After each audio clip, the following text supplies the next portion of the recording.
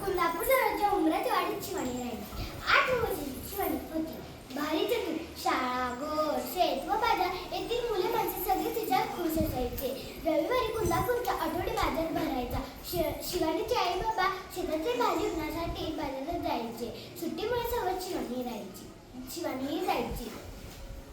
शिवानी आई बाबांना हिशोबात मदत करायची आणि मधून मधून बाजारात चक्कर मारायची. भजी व वडे खाणे हा तिचा आवडता उद्योग. एके रविवारी अशीच फिरत फिरत ती एका मिठाईच्या दुकानापाशी राहिली. ती मिठाई पाहत सहज उभी होती. हलवाई तिच्याकडे पाहत होता. तो गुलाब उठून शिवानीकडे आला. ए मुली, चल पैसे काढ. कसले पैसे?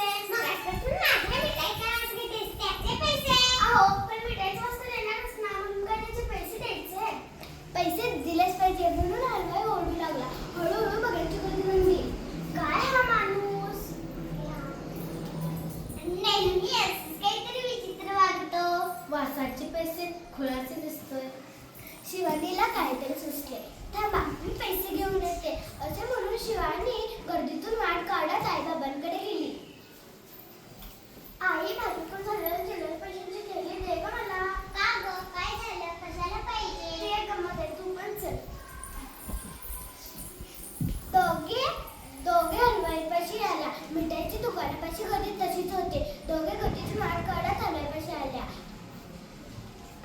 शिवानीने चिल्लर पैशांची थैली एकदा, दोनदा, तीनदा कुळकुळ आवाज आला. गर्दीतले लोक शांत होऊन ऐकत होते.